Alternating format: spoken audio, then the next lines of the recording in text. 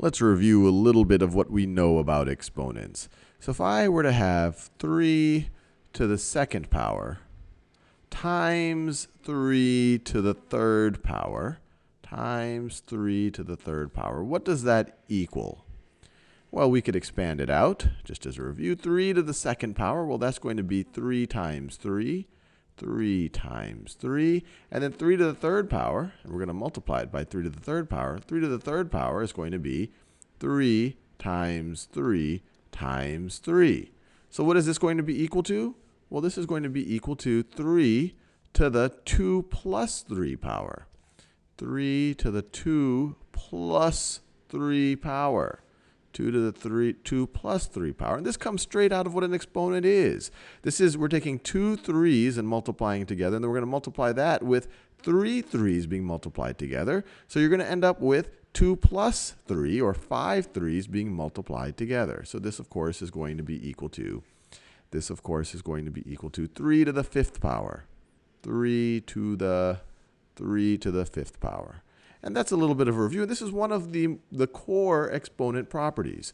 If you have the same base multiplied two exponents, and you're taking the product of those two expressions, you can essentially, or you do, just add the exponents. 3 to some exponent times 3 to some other exponent is going to be 3 to the sum of those two exponents. So that's kind of interesting. But now let's use this property right over here to try to think about what a negative exponent should be.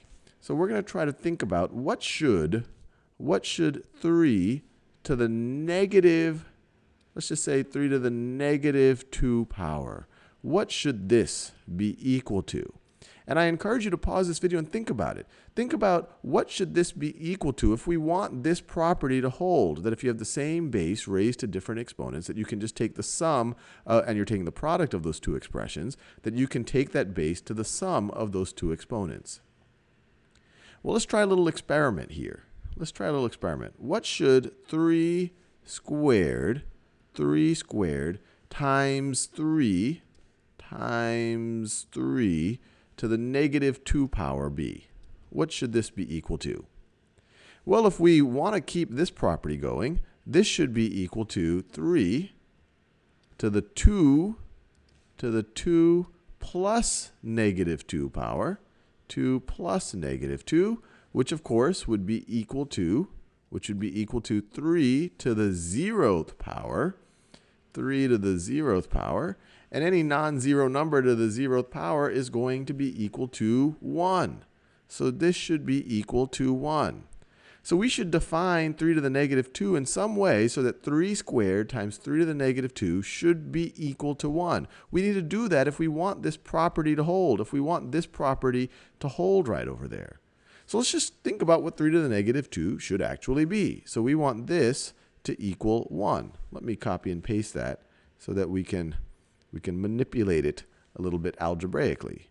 So let me copy and let me paste it. All right, so we have that on one side. We want that to be equal to 1. And let me clean this up a little bit.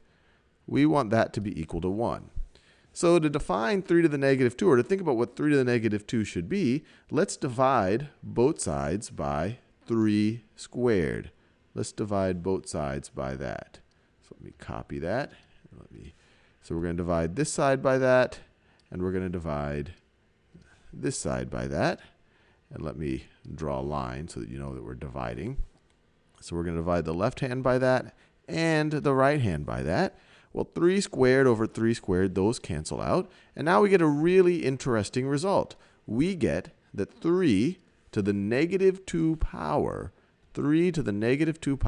should be equal to 1 over 3 to the second power. 1 over 3 to the second power. And I really want you to internalize this right over here. You have something to the negative power, to the negative 2 power in this case, that's equal to 1 over 3 to the positive version of that exponent. And this is true in general. In the next video, we'll use a very similar argument to prove this for any non-zero base And any exponent that raising it to the negative is going to be, should be, if you want this exponent property to hold, that you would add the exponents when you were taking the product of the same base raised to different exponents. If you want that property to hold, when you raise something to the negative exponent, it should be 1 over that base raised to the positive version of that exponent. So 3 to the negative 2 power is 1 over 3 squared, which is equal to 1 over 9.